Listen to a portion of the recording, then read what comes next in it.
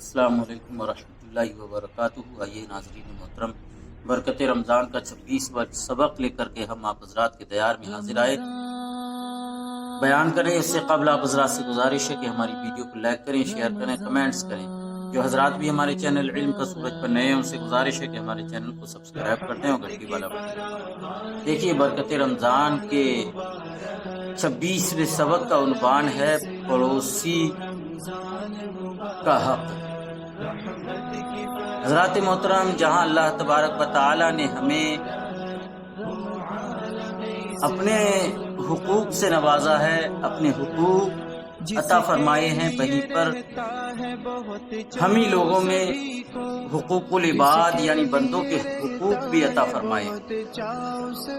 अल्लाह के जो हुकूक हैं उन्हें हुकूकुल्लाह कहा जाता है और जो बंदों के हुकूक हैं वो उन्हें हुकूकुल इबाद कहा जाता है। अगर हम बंदों के हुकूक, अगर हम अल्लाह के हुकूक अदा करते हैं और कोताही भी होती है तो अल्लाह चाहे तो माफ कर दे, लेकिन अगर बंदों के हुकूक में अगर कोताही होती है, उनको अदा नहीं किया जाता है, तो अल्लाह भी माफ नहीं करेगा बगैर उनके मर्जी के जिनके हुकूक में हमने हक तलफी की। लिहाजा तो शरीयत ने हमें माशिरती तौर पर हमारी ज़िंदगी को बेहतर से बेहतर करने के लिए, हमारी समाजी ज़िंदगी को अच्छा गुजारने के लिए शरीयत ने हमें पड़ोसियों के हुकूक भी बताए हैं। अल्लाह के नबी सल्लल्लाहु ताला अलैहि वसल्लम ने इरशाद फरमाया, मन काना युमिनु बिल्लाहि वल यौमिल आखिरी फलयहसिन इला जारिही, यानी जो ईमान रखता है अल्लाह पर और क़यामत के दिन पर, आखिरत के दिन पर जो ईमान रखता है, लिहाजा उसे चाहिए कि वो अपने पड़ोसी के साथ अच्छा सलूक करे। अल्लाह के नबी सल्लल्लाहु ताला अलैहि वसल्लम ने इरशाद फरमाया कि वो शख्स ईमान वाला नहीं हो सकता। फिर फरमाया वो शख्स ईमान वाला नहीं हो सकता। कहा कौन शख्स? कहा कि जिसके पड़ोसी उसके शर से महफूज ना रहे, यानी उसके जुल्म तशद्दुद से जिसके पड़ोसी महफूज ना रह सके, वो शख्स ईमान वाला नहीं हो सकता। लिहाजा तो अल्लाह के नबी सल्लल्लाहु ताला अलैहि वसल्लम ने हमसाया पड़ोसी की इतनी बड़ी इज्जत और तौकीर करने का हुक्म फरमाया है।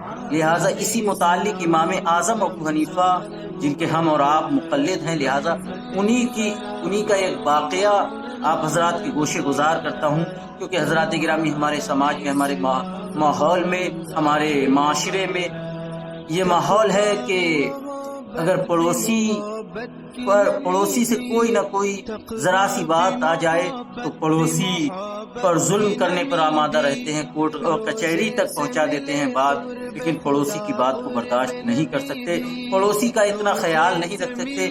अल्लाह के नबी ने तो यहाँ तक फरमाया कि जिसका पड़ोसी भूखा रहे, लिहाजा उस पड़ोसी पर खाना हराम। लिहाजा तो पड़ोसी की कितनी ताज़ीम और तौक़ीर करना चाहिए, कितना ख्याल रखना चाहिए, ये इमाम आज़म के इस वाक़े से आप हज़रात ज़हन नशीन कर लीजिए। इमाम आज़म का एक पड़ोसी मोची था, लिहाजा वो शाम को रोज़ाना गोश्त खरीदता था और शराब लाता था। लिहाजा वो खुद कबाबों को सेकता था और उसके बाद में खाता था और शराब पीता था और अजीब अजीब शेर कहा करता था। एक इमाम आज़म उसी की वजह से रात को नहीं सो पाते थे। एक रात में उसी रास्ते से, उसी के दरवाजे से एक कोतवाल का गुजार हुआ, लिहाजा वो कोतवाल उसको पकड़ करके ले गया। इमाम आज़म ने जब सुबह लोगों से दरियाफ्त किया कि रात को उस शख्स की आवाज़ मेरे कानों तक नहीं आई, वो शख्स नहीं गुनगुना रहा था, क्या बात, उसको क्या हुआ? तो लोगों ने बताया कि उस शख्स को रात कोतवाल पकड़ करके ले गया था और वो शख्स कैद खाने में है। इमाम आज़म ने फौरन अपनी सवारी तलब की और तलब करने के बाद में इमाम आज़म ने अपना लिबास पहना और लिबास पहनने के बाद में वहाँ पहुँचे। थाने में पता चला, कोतवाली में पता चला कि इमाम आज़म तशरीफ़ ला रहे हैं। उन्होंने अपने अपने सिपाहियों को आगे इस्तकबाल के लिए भेजा और खुद जो कोतवाल के मालिक थे, लिहाजा वो भी आपके इस्तकबाल के लिए आप खड़े हो जाते हैं, जब आप करीब पहुंचते हैं और अर्ज करने लगते हैं कि आपने क्यों इतनी मशक्क़त की, आपने तकल्लुफ़ क्यों किया, अगर कोई ज़रूरत थी तो हमें بلا بھیجتے، لہٰذا ہم آ جاتے اور آنے کے بعد میں آپ کی ضرورت کو پورا کر دیتے۔ امام اعظم نے اپنا مدعا رکھا اور کہا کہ میں اپنے ہمسایہ، اپنے پڑوسی کے لیے آیا ہوں، آپ نے اسے قید میں پکڑ لیا ہے، لہٰذا آپ نے اس کو چھڑایا اور چھڑانے کے بعد میں اپنی سواری پر سوار ہو کر کے آپ واپس چل دیتے ہیں۔ وہ شخص بھی چلا اور چلنے کے بعد میں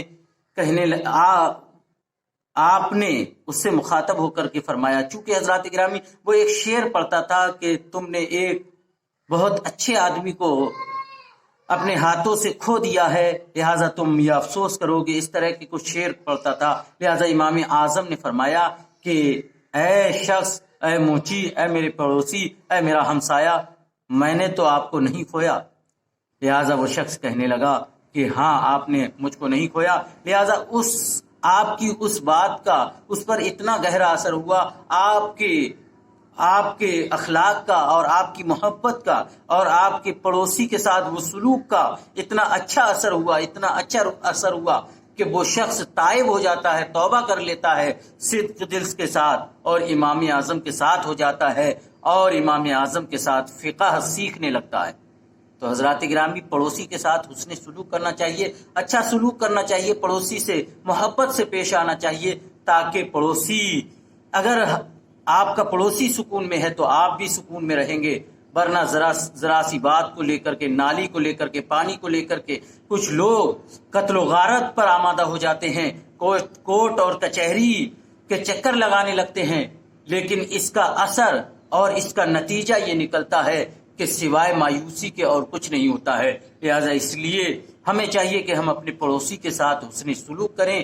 اللہ کے نبی صلی اللہ تعالی علیہ وسلم کے پاس ایک شخص آیا اور اس نے کہا کہ مجھے معلوم کیسے ہو کہ میں اچھا ہوں یا میں نیک شخص ہوں؟ تو اللہ کے نبی صلی اللہ تعالی علیہ وسلم نے اس سے فرمایا کہ تو اپنے پڑوسی سے اپنی تعریف پوچھ، اگر تیرا پڑوسی تیری تعریف کرتا ہے تو تیرا عمل قبول ہو گیا ہے، تو اچھا ہے، اور اگر تیرا پڑوسی تیری برائی کر رہا ہے تو تیرا عمل لائق قبولیت یا لائق تحسین نہیں ہے، بلکہ تیرا عمل بیکار ہے۔ لہٰذا اگر جس کا پڑوسی اس کی تعریف کرتا ہو وہ پڑوسی بہتر اور اچھا ہوتا ہے، اور جس کا پڑوسی اس کی برائی کرے، اس کے ظلم اور تشدد سے پریشان ہو کر کے اس کی برائی کرے، لہٰذا وہ پڑوسی برا ہوا کرتا ہے۔ لہٰذا اس لیے پڑوسی کے ساتھ اچھا سلوک کرنا چاہیے اور پڑوسی کی اچھائی کرنا چاہیے، تعریف بیان کرنا چاہیے۔ لہٰذا السلام علیکم ورحمۃ اللہ وبرکاتہ۔